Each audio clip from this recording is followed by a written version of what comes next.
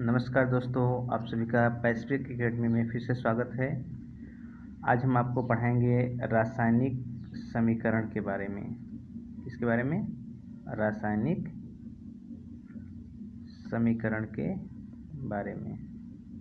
आशा करते हैं आप सब बहुत अच्छे होंगे, अच्छे से अपनी पढ़ाई कर रहे होंगे। तो रासायनिक समीकरण के बारे में आज हम पढ़ेंगे, जैसा कि मैंने पिछले वीडियो में आपसे कहा था। तो आज हम जानेंगे रासायनिक समीकरण होता क्या है और इसमें क्या क्या इसका भाग होता है, इसमें क्या क्या इसका मूल समीकरण कैसे होता है, इसे हम लिखते कैसे हैं। ठीक, तो जैसे कि आप सब पढ़े होंगे गणित में, आपको थोड़ा सा एक उदाहरण दे रहा हूँ गणित का। आप सब गणित में पढ़े होंगे तो वहाँ आपने सीखा होगा कि कोई संख्या होगी, किसी संख्या का, वहाँ आपने ऐसे पढ़ा होगा किसी संख्या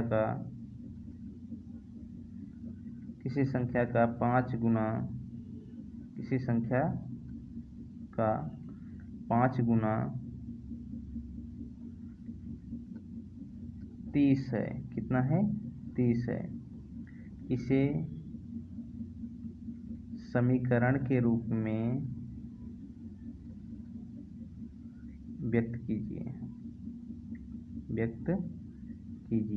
तो आप इसको व्यक्त किए होंगे कैसे? आप इसको लिखे होंगे उत्तर में कि माना संख्या क्या है? संख्या x है। फिर प्रश्नानुसार लिख के आपने लिखा होगा प्रश्नानुसार संख्या का 5 गुना संख्या का 5 गुना बराबर कितना? 30 के है। तो आप लिखेंगे x गुणे 5 बराबर 30, यानी 5x बराबर 30। और इसे आपने समीकरण के रूप में व्यक्त कर दिया। अब जैसा कि आप देख रहे हैं, इसमें दो पक्ष हैं, एक पक्ष ये है और दूसरा पक्ष ये है, यानी बराबर के दोनों तरफ, एक तरफ ये एक तरफ ये, इसे कहते हैं आप वाम पक्ष और इसे क्या कहते हैं? दायां पक्ष ना। LHS और RHS, इसके बीच में आपका बराबर का चिन्ह रहता है। ठीक, इसके बीच में क्या रहता है? बराबर का चिन्ह रहता है। अब इसी तरीके से सेम यही तरीका है कि आप रसायन विज्ञान में, आप कहाँ? रसायन विज्ञान में आप क्या करेंगे? आपको मिलेगा कि रासायनिक समीकरण बनाने को क्या मिलेगा? रासायनिक समीकरण लिखने के लिए। तो रासायनिक समीकरण लिखने के लिए आपको सबसे पहली चीज़ जो चाहिए वो होती है आपको तत्वों का क्या याद होना चाहिए? प्रतीक और सूत्र, जिसे आप कहते हैं, या तो प्रतीक या फिर उसका सूत्र याद होना चाहिए। जैसे बोल दिया हाइड्रोजन, ऐसे बोल दिया हाइड्रोजन, तो हाइड्रोजन का आपको पता होना चाहिए ना, हाइड्रोजन को हम कैसे लिखते हैं? तो हाइड्रोजन कैसे लिखते हैं? H के रूप में। किसके रूप में? H के रूप में। लेकिन यहाँ सब जब समीकरण आप बनाएंगे तो समीकरण में जितनी गैसें होती हैं, सभी गैसें, कौन सी? सभी गैसें, जितनी भी गैसें हैं वो सभी गैसें हमेशा द्विपरमाणुक रूप में लिखी जाती हैं, द्विपरमाणुक रूप में लिखी जाती हैं। अब आप सोच रहे होंगे द्विपरमाणु क्या है? द्विपरमाणु का मतलब है कि इसमें दो परमाणु हों। कितने हों? दो परमाणु। अभी जैसे हमने हाइड्रोजन लिखा था, हाइड्रोजन क्या है? ये गलत है। इसको हम कैसे लिखेंगे? H2 के रूप में। किसके रूप में? H2 के रूप में। ये सही है। ठीक, ऐसे अगर नाइट्रोजन की बात करेंगे तो आप क्या लिखेंगे? N2। ऑक्सीजन की बात करेंगे तो O2। ठीक, समझ में आ रहा है? तो ये सब क्या है? द्विपरमाणु है, क्योंकि इसमें आप देख रहे हैं कितने परमाणु हैं? दो परमाणु। नाइट्रोजन के दो परमाणु, ऑक्सीजन के दो परमाणु, हाइड्रोजन के दो परमाणु, तो दो द्विपरमाणु होने चाहिए। तत्व का सूत्र आपको याद होना चाहिए, जो तत्व आप यूज कर रहे हैं। और दूसरी बात यह है कि इसमें आप बराबर नहीं लिखेंगे। बराबर की जगह क्या लिखेंगे? बराबर की जगह क्या लिखेंगे? आप तीर बनाएंगे। क्या बनाएंगे? बराबर की जगह तीर लिखेंगे। तीर लिखेंगे कैसे? तीर का सिंबल ऐसे तीर बनाएंगे। ठीक, तो आपको बराबर नहीं लिखना है। ठीक, आपको बराबर नहीं लिखना है, इस बात का विशेष ध्यान दीजिएगा। और आप जिस पदार्थ का यूज कर रहे हैं, जैसे मान लीजिए आपने क्या किया, एक फार्मूला मान लेते हैं, जैसे मीथेन है। क्या है? मीथेन। को आप जला रहे हैं, मीथेन में आप ऑक्सीजन जोड़ रहे हैं या जला रहे हैं, मीथेन को आप ऑक्सीजन की सहायता से जला रहे हैं। तो जब जलाएंगे तो उसके सामने क्या लिखेंगे, ऐसे एक एरो बनाएंगे। एरो के बाद फिर यहाँ लिखेंगे कितना, क्या लिखेंगे, कार्बन डाइऑक्साइड और 2H2, क्या लिखेंगे 2H2O। अब यहाँ पे आप समझने की कोशिश कीजिए, एक रासायनिक समीकरण का एक उदाहरण लिए हैं, अभी हम परिभाषा नहीं बताए हैं। अभी एक उदाहरण लेके आपको समझाने की कोशिश कर रहे हैं कि ये जो CH4 है, मीथेन क्या है, मीथेन, और ये क्या है, ऑक्सीजन, क्या है, ऑक्सीजन। यहाँ ये क्या बन गया है, कार्बन डाइऑक्साइड, क्या बन गया है, कार्बन डाइऑक्साइड, और ये क्या है, जल।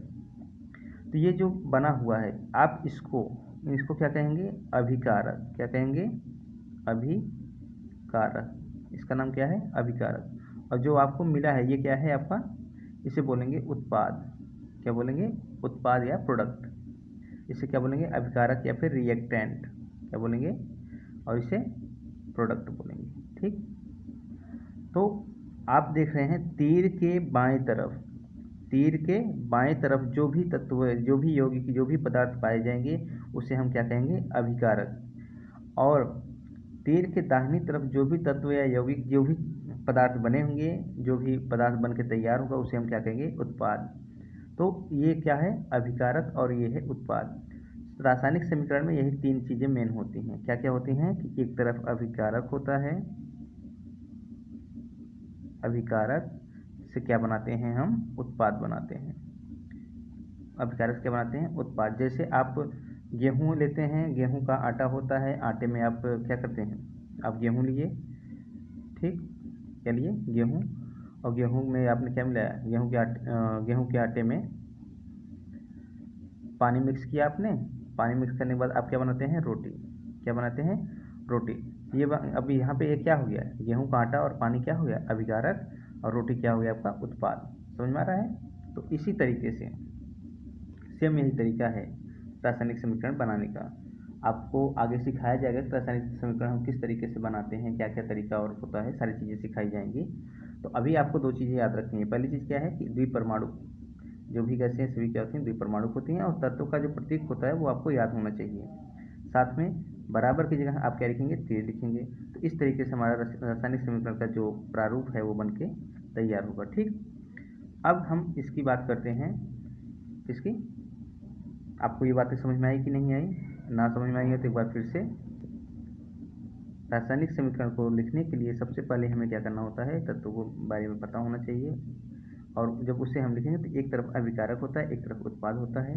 अभिकारक क्या है कि जो पदार्थ हम लेते हैं, जो पदार्थ हम किसी नए पदार्थ को बनाने के लिए यूज कर रहे हैं वो क्या हो गया, अभिकारक। और जो चीज़ बनेगा उसे क्या कहेंगे, उत्पाद। हमेशा इस बात का ध्यान देना कि जो तुम्हारा तीर है, तीर का जो निशान है, तीर का जो आगे वाला हिस्सा है वो हमेशा उत्पाद की तरफ रहेगा। इससे ये पता चलेगा कि इन चीज़ों को मिला के ये चीज़ बना हुआ है। ठीक, इन पदार्थों को मिला के ये पदार्थ बना हुआ है। अभी जैसे मान लीजिए आपने, अभी किसी ने कह दिया कि चलो भाई हम ऐसे लिख देते हैं कि उत्पाद इधर लिख देते हैं, और आप तीर ऐसे घुमा दिए और इधर अभिकारक लिख दिए। अब कोई बोला ये सही है गलत है, तो आप बोलेंगे सही है। क्यों, क्योंकि तीर का मुँह जिस तरफ होगा उत्पाद उधर ही रहेगा। ठीक, ये भी क्या है, सही है। लेकिन अगर किसी ने कह दिया कि नहीं भाई हम ऐसे लिखते हैं अभिकारक, और ये तीर ऐसे बना दिया और इधर हो गया उत्पाद। अब अगर कोई बोले कि ये सही है तो आप बोलेंगे नहीं ये बिल्कुल गलत है। क्यों, क्योंकि उत्पाद से अभिकारक नहीं बनाते हैं, हम क्या बनाते हैं, अभिकारक से उत्पाद बनाते हैं। ठीक है, अभी आगे हम आपको बताएंगे। एक उत्क्रमणीय क्रिया होती है जिसमें ये प्रोसेस होता है, दोनों चलता है। उसका सिंबल कैसे होता है, एक ऐसे तीर बनेगा और एक आधा तीर ऐसे बनेगा, तो इसे बोलते हैं उत्क्रमणीय क्रिया। ठीक, इसको आगे समझाएंगे। अभी ये बातें समझ में आई। अभिकारक और उत्पाद क्या होते हैं, जिस पदार्थ को लेंगे हम बनाने के लिए उसे अभिकारक कहेंगे, जो बन के तैयार होगा उसे उत्पाद कहेंगे। ठीक है, अब आते हैं परिभाषा की तरफ। अब इसकी परिभाषा हम कैसे लिखेंगे, तो हेडिंग डालेंगे रासायनिक समीकरण। क्या डालेंगे, रासायनिक समीकरण।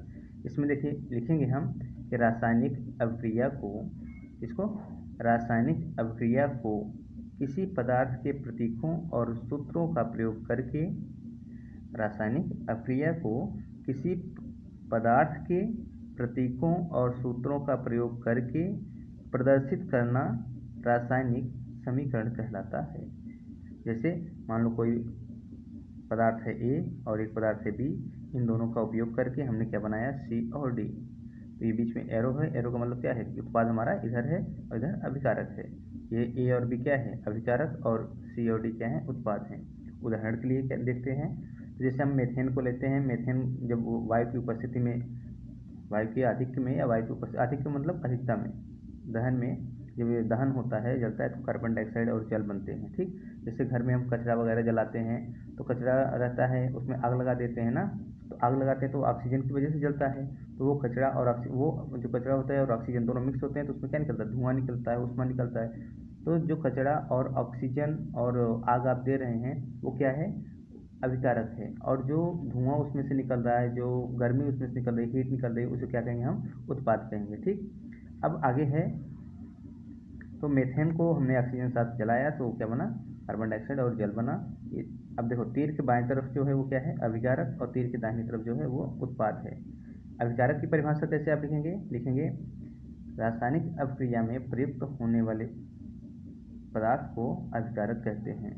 रासायनिक अभिक्रिया में प्रयुक्त पदार्थ को अभिकारक या क्रियाकारक कहते हैं। इसी तरीके से अगर उत्पाद के बारे में लिखना हो क्या लिखेंगे कि रासायनिक अभिक्रिया से उत्पन्न होने वाले पदार्थ, रासायनिक अभिक्रिया से उत्पन्न होने वाले पदार्थ को उत्पाद कहते हैं। उम्मीद करता हूँ आपको ये बातें समझ में आई होंगी। अगर ये बातें समझ में आई हैं, आपको अच्छा लगा हो तो हमारे वीडियो को लाइक कीजिए, सब्सक्राइब कीजिए चैनल को। आगे हम आपको इसी तरीके से केमिस्ट्री के टॉपिक को अच्छे से समझाने की कोशिश करेंगे। तब तक के लिए धन्यवाद।